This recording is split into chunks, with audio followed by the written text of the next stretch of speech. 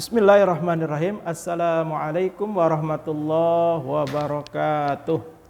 Alhamdulillah wassalatu wassalam ala Rasulillah wa ala alihi wa sahbihi wa man walah, amma ba'du. Alhamdulillah, kita panjatkan puja dan puji serta rasa syukur kepada Allah Subhanahu wa taala yang sudah memberikan kita kenikmatan yang sangat luar biasa, kenikmatan yang sangat banyak tak terhingga. Mudah-mudahan semua nikmat yang Allah berikan kepada kita bisa kita maksimalkan, bisa kita optimalkan untuk lebih dekat kepada Allah Subhanahu wa taala dengan memperbanyak ibadah kepada Allah Subhanahu wa taala. Yang kedua, jangan pernah lupa dengan bersolawat kepada Rasulullah sallallahu alaihi wasallam.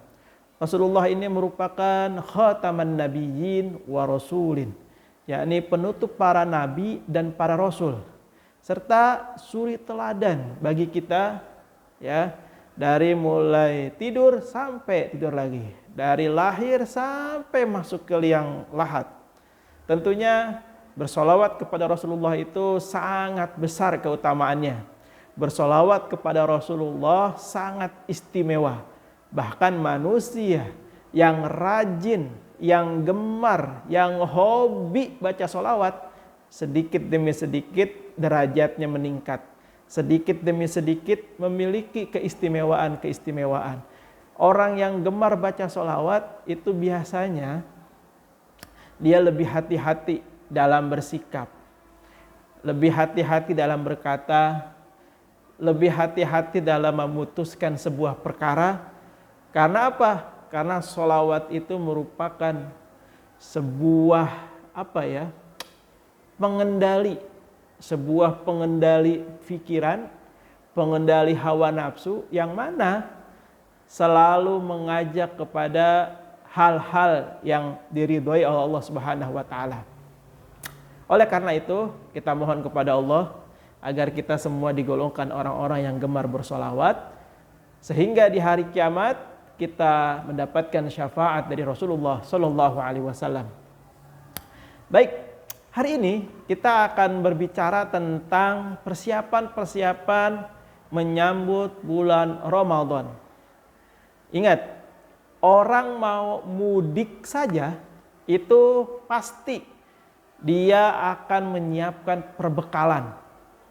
Dia akan menyiapkan persiapan-persiapan gitu kan. Itu baru mau mudik ke kampung halaman. Lah, ini kita mau kembali kepada Allah, jangan sampai tanpa membawa persiapan. Kembali kepada Allah, kembali ke akhirat, jangan sampai tanpa bekal. Nah, salah satu bekal yang bisa kita lakukan adalah menyambut bulan Ramadan dengan perbekalan yang cukup.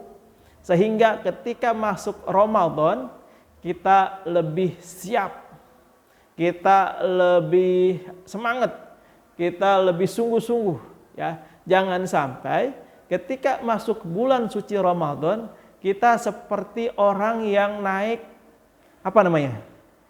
komedi putar, ya. Orang yang naik komedi putar itu dia muter-muter doang. Artinya apa? Jangan sampai setiap tahun kita masuk bulan Ramadan itu doang yang kita kerjain, ikut-ikutan doang, ya. Nauzubillah summa nauzubillah. Nah, pada kesempatan hari ini paling tidak ada beberapa yang harus kita perhatikan untuk bekal kita menyambut bulan Ramadan. Awalan, yang pertama, ini penting banget. An-niyatu as-salihah was-sihah. Niat yang baik dan benar. Kenapa harus niat yang baik dan benar? Karena dengan niat yang baik dan benar, semua amal ibadah diterima sama Allah Subhanahu wa taala. Jadi niat ini harus diluruskan dari sekarang nih. Niatnya mau ngapain Ramadan? Ya, dari sekarang nih kita tancapkan diri kita untuk berniat yang baik dan benar, atau an-niyatu as-salihah was-sihah. Itu yang pertama. Yang kedua, wasanian al-iktsaru minad du'a. Setelah kita pasang niat, kita juga harus memperbanyak doa. mohon kepada Allah agar ya kita disampaikan pada bulan Ramadan. Doa terus minta sama Allah. Ya Allah berikan saya umur yang panjang. Ya Allah berikan saya kesehatan. Ya Allah berikan saya kemampuan untuk bertemu bulan Ramadan ya Allah. Terus doa, jangan pernah putus. Iksar, perbanyak ya. Kemudian yang ketiga ini banyak dilalaikan sesuai dengan hadis Nabi Rasulullah SAW. Apa itu yang ketiga? Wathalisan, adapun yang ketiga siyamus sunnah fi Sya'ban, yakni memperbanyak puasa sunnah di bulan Sya'ban. Nah, inilah banyak orang-orang yang kemudian lupa bahwa bulan Sya'ban merupakan bulan di mana amal ibadah kita itu diangkat, dilaporkan kepada Allah Subhanahu wa taala. Dalam sebuah hadis ketika Rasulullah ditanya oleh sahabat, "Ya Rasul, kenapa engkau di bulan Sya'ban ini banyak puasa?" Lalu Rasulullah bilang bahwasanya bulan Sya'ban ini bulan di mana amal catatan manusia diangkat, ya, dilaporkan kepada Allah. Dan aku mencintai dan aku ingin ketika amalku diangkat kepada Allah, aku dalam kondisi berpuasa. Nah, tentu ibadah di sini tidak hanya berhenti pada puasa tentunya ya. Banyak yang harus kita lakukan. Nah, di antara hikmah kenapa Nabi di bulan Sya'ban itu banyak berpuasa dibandingkan dengan bulan-bulan yang lain, karena bulan Sya'ban ini bulan yang mana menjadi pembatas dengan Ramadan. Jadi setelah bulan Sya'ban itu bulan Ramadan. Nah, kenapa bulan Sya'ban banyak puasa? Itu sebagai latihan, sebagai pemanasan sebelum nanti masuk bulan Ramadan. Orang yang sudah latihan dengan orang yang tidak latihan tentu memiliki hasil yang berbeda. Itu kita sudah paham, itu kita sudah maklum adanya. Di dalam banyak hal, yang satu latihan, yang satu tidak, itu sudah terlihat hasilnya. Semua sudah mengetahui hal yang demikian. Lalu kenapa dalam berpuasa, lalu kenapa dalam hal Ramadan kita tidak menerapkan itu gitu maksudnya. Ya minimal ya Senin Kamis lah. Ditambah lagi sama Ayamul Bid 3, udah minimal itu deh. Ya, kalau nggak bisa juga ya minimal dari puasa Senin Kamis ambil satu dah hari Kamisnya misalnya, atau hari Seninnya. Boleh nggak? Boleh, silakan. Itu sebagai pemanasan atau persiapan menuju bulan Ramadan untuk melakukan sebulan penuh berpuasa. Itu salah satu hikmah kenapa Rasulullah banyak melakukan puasa di bulan Sya'ban. Nah, kemudian yang keempat, yang tidak kalah penting dalam menyambut bulan Ramadan adalah warabi'an at-taubah, yakni bertaubat kepada Allah Subhanahu wa taala. Nah, bertobat di sini saya mau lebih titik beratkan yang terkait dengan hak adami, atau lebih kita populer disebut dengan hablu minan nas. Nah, ketika hablu minallah itu kita insya Allah mudah, istighfar, sholat tobat, minta ampun, selesai. Kalau itu menyangkut hak dengan Allah Subhanahu wa taala.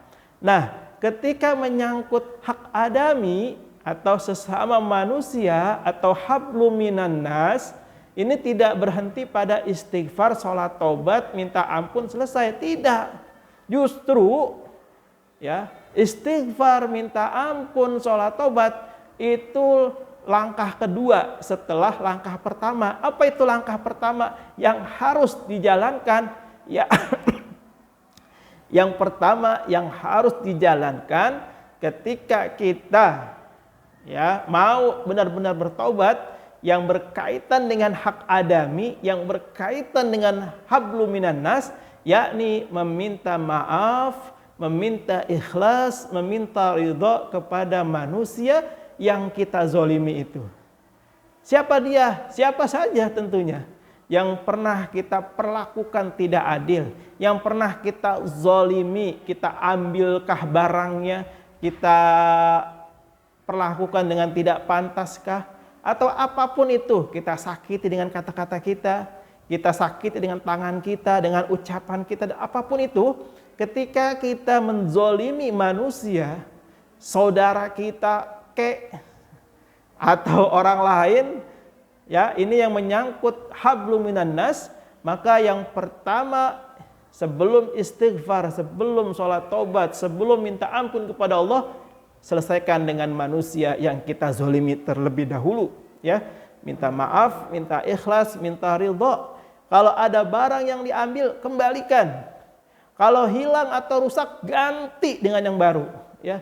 Nggak ada lagi kecuali mendapatkan maaf, mendapatkan ridha, mendapatkan keikhlasan dari orang yang kita zalimi.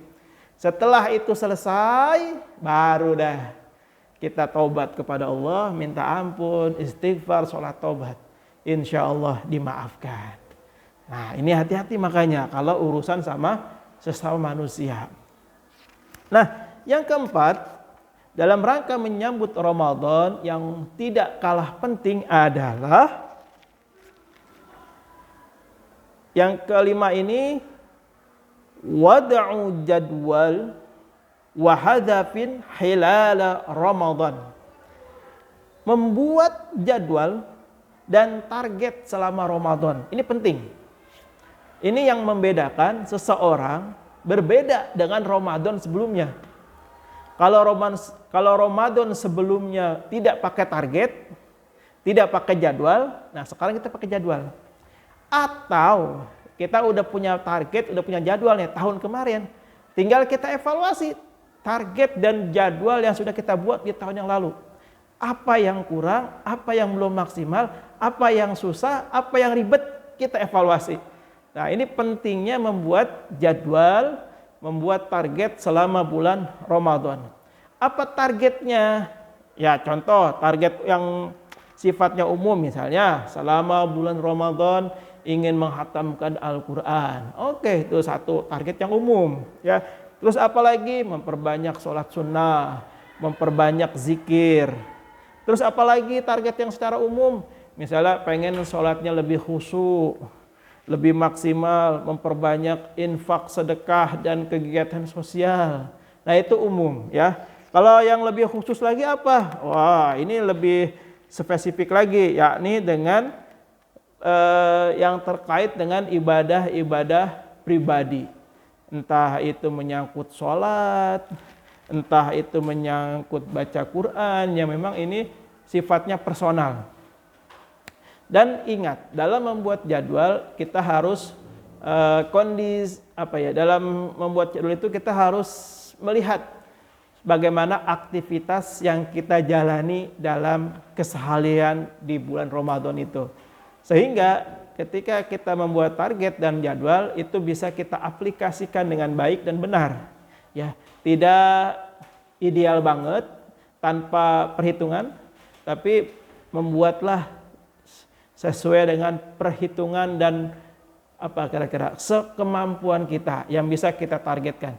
Intinya, orang yang sudah ada targetnya, yang sudah ada jadwalnya, itu akan lebih terarah dan lebih maksimal dalam menjalani kehidupan, baik itulah hariannya, baik itu bulanannya, apalagi tahunannya, ya. Itu akan lebih tertata dan lebih visioner, ya. Allahu a'lam bishawab. Mudah-mudahan kita semua disampaikan kepada bulan Ramadan, diterima ibadah kita semuanya, sehingga kita wafat dalam keadaan husnul khatimah, dimasukkan ke dalam surganya Allah bersama para anbiya, para siddiqin, ya, orang-orang soleh semuanya. Amin ya rabbal alamin. Allahu a'lam bishawab. Terima kasih. Assalamualaikum warahmatullahi wabarakatuh.